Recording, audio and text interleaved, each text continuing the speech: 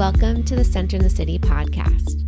I'm your host, Wade Brill, and during this series, I'll be interviewing various thought leaders, wellness experts, and humans on how they practice sustainable self-care and mindfulness. We'll get real and raw, talk about the light and the shadow side of self-care and mindfulness, and how we can actually stay centered amid the chaos and the hustle and bustle of our modern day world. So settle in and get centered. This podcast episode is brought to you by Centered in the City, a virtual on-demand self-care and mindfulness platform with over 200 different meditations, journaling prompts, nourishing recipes, and Pilates flows, all designed to support you feeling calm, focused, and energized as you live your life in this modern day world. For more information, head on over to centeredinthecity.org and claim your 7-day free trial. Welcome back to the Center in the City podcast.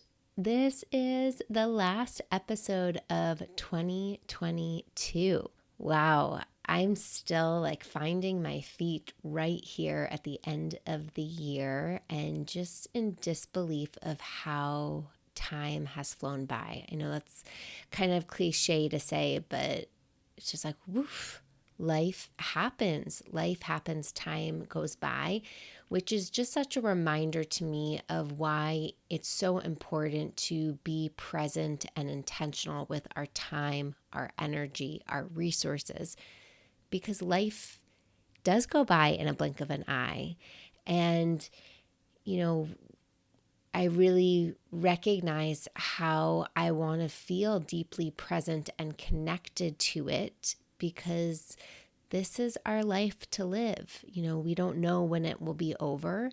And so why not fully be in it? Even when it's painful and unpleasant, may we fully have the courage to live our lives. And when things are beautiful and pleasant and abundant, may we also have the capacity and ability to receive and embrace and enjoy and savor it. And may, of course, we find that centered space in between where we get to practice equanimity, enjoying life, even in the mundane, in the boring, in the neutral moments. So may we be present to it all.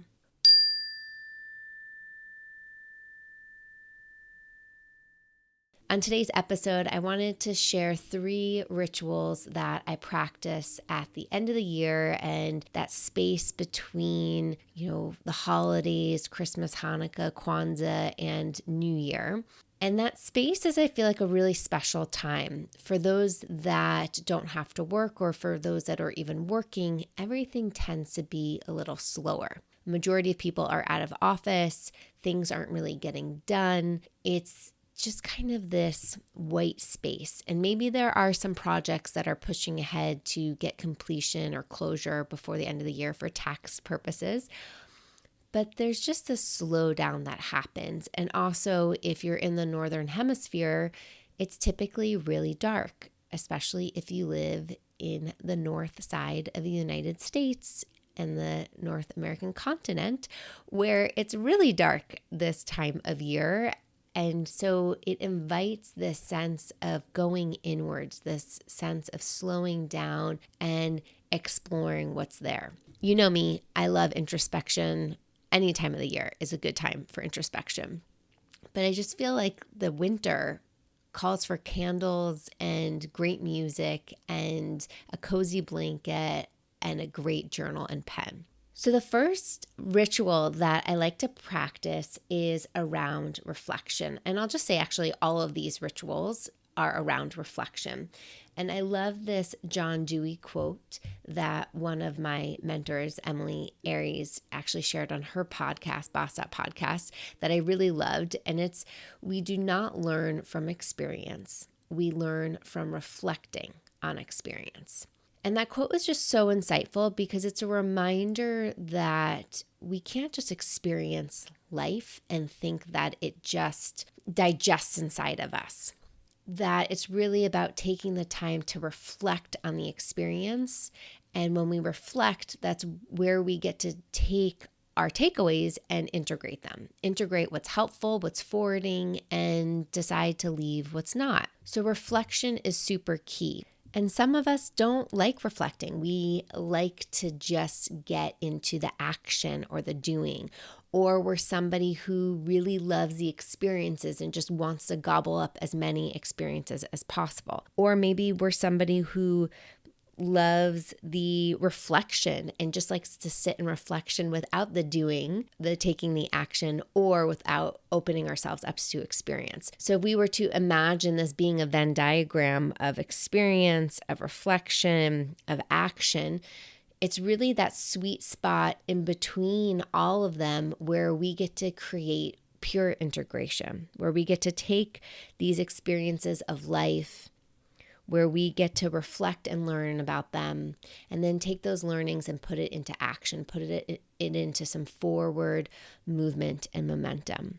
So today we're going to focus on reflection. So the first ritual that I was mentioning is reflecting on the past year, because as we close the chapter to 2022, life doesn't magically start over and anew in 2023, right? As the clock strikes midnight on the 31st into the 1st of January, our life doesn't disappear, right? We are still that same person. And I think that fairy tale kind of energy goes out there in the world, which is sometimes really magical to hold on to, but is not really grounded in reality. And so it's helpful to reflect on our years past, to really add some closure, to add some ability of integration, so that we can then take our learnings, take what's helpful into the new year to create new opportunities, to create new moments of growth and possibility.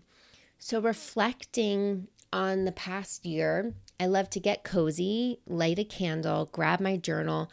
Typically, I like to do this at home because it feels really spacious and private.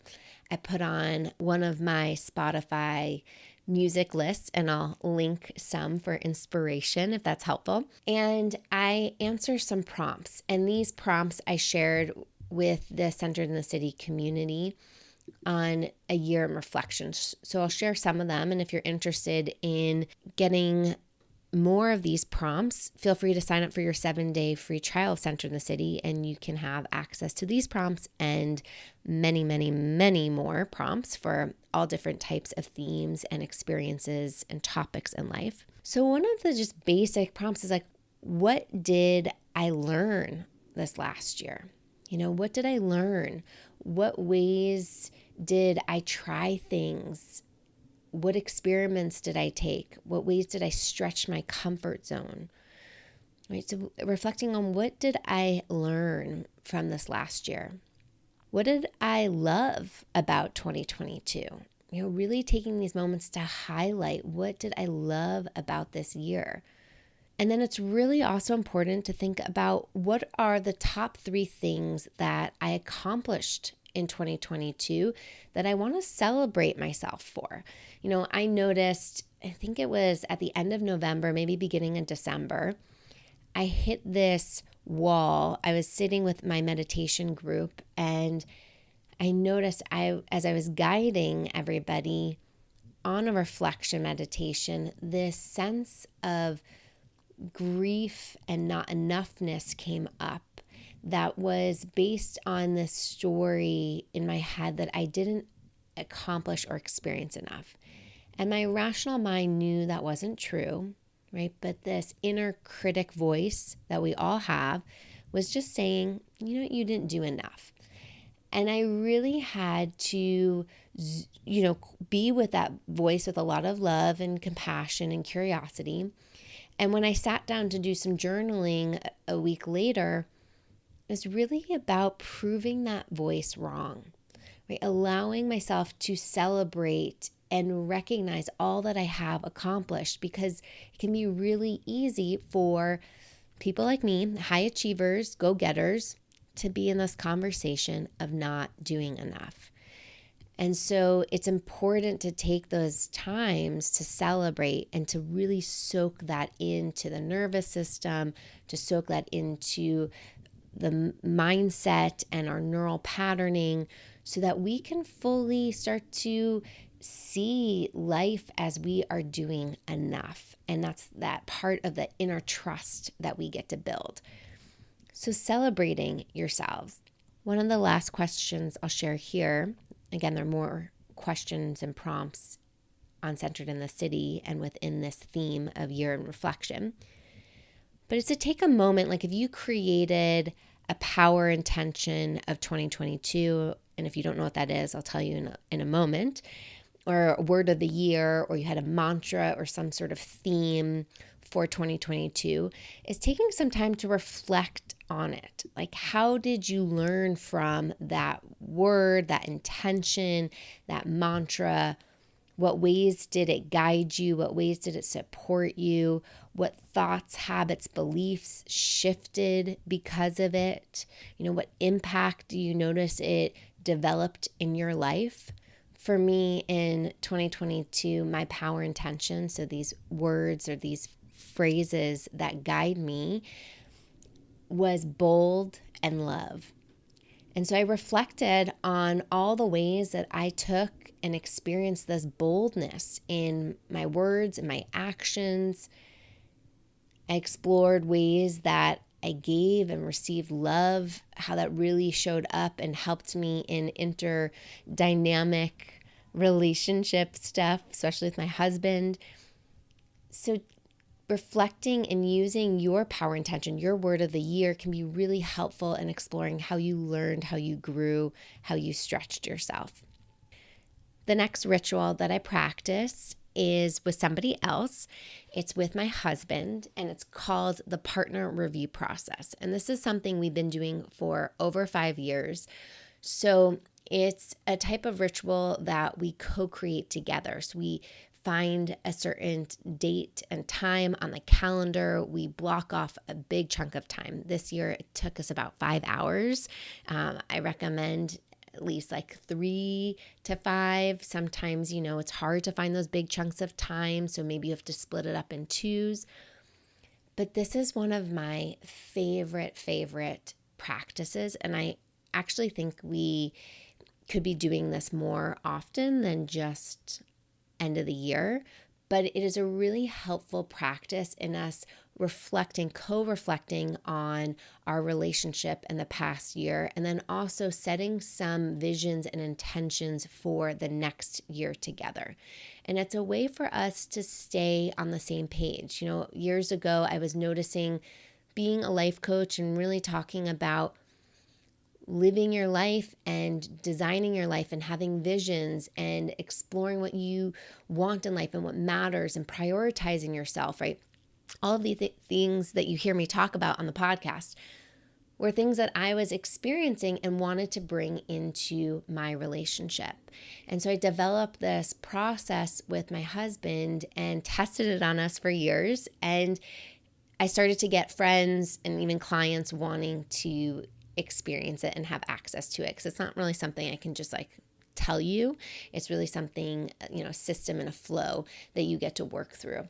So I created this partner review process, and we really create this chunk of time and space to listen to each other without distractions, with, some light music in the background.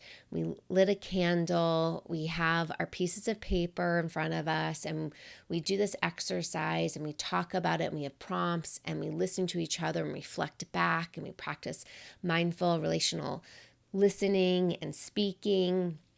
We also get to practice, a lot of nervous system regulation when a partner maybe shares something that's triggering or emotional.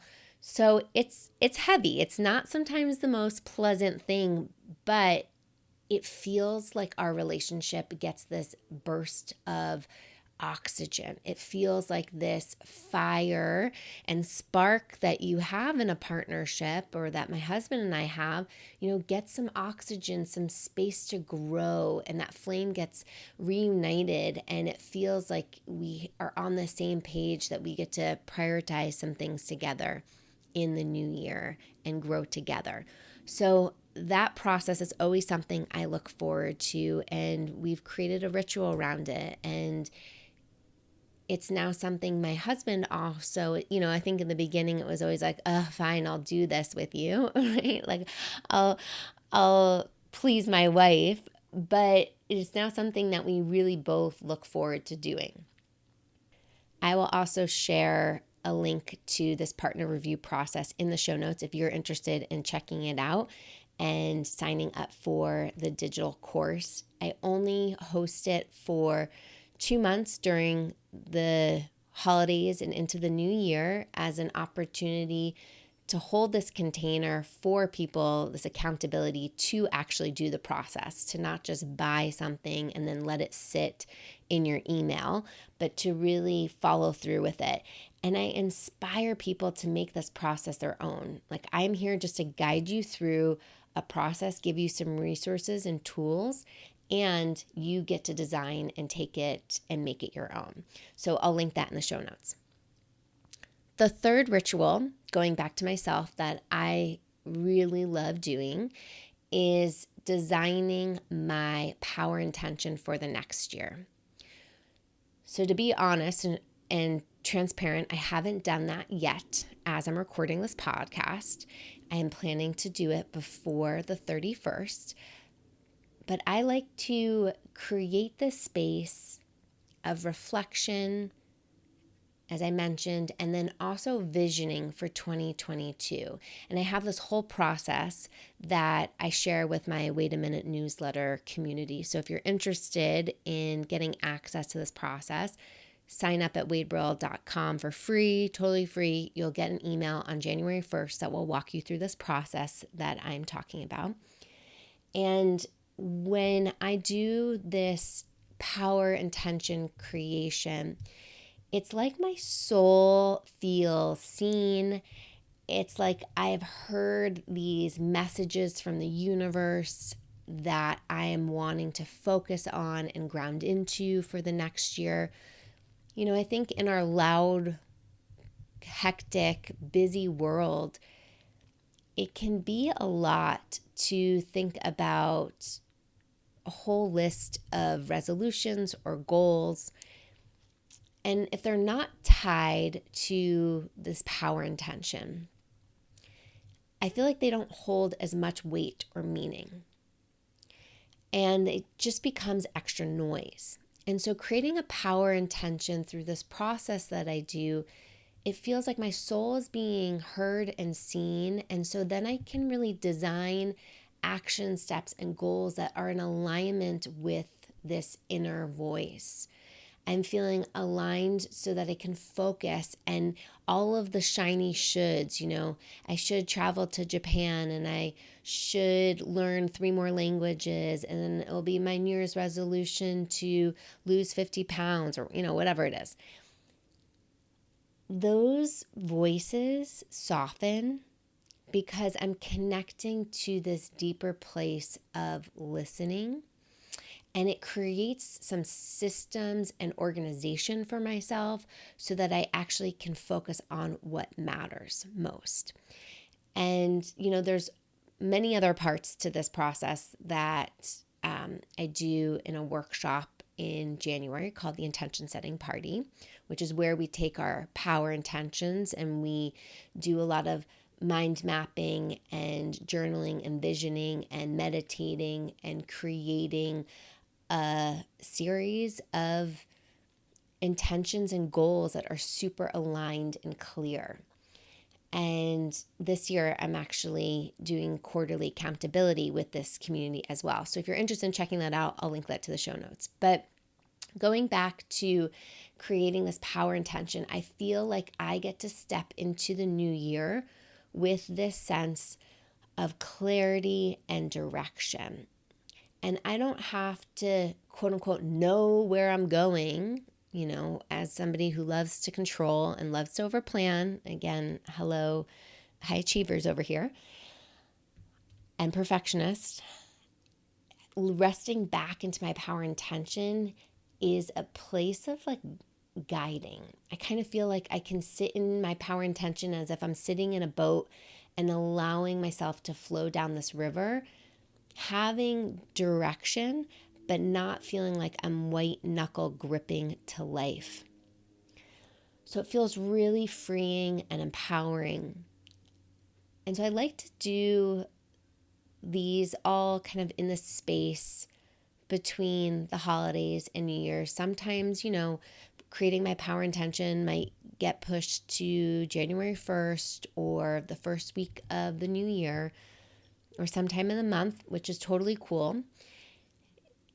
But this way, it feels like I'm ending 2022. I'm ending the year with a lot of clarity, with celebration, with reflection, with ways to integrate my learning, and then also create space for what's next.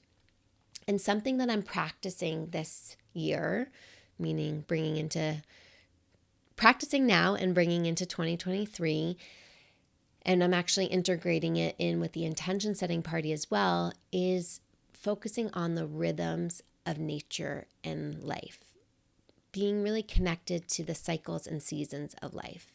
Because again, as somebody who's such a planner and such a controller, I want to super tight grip it and over action step it.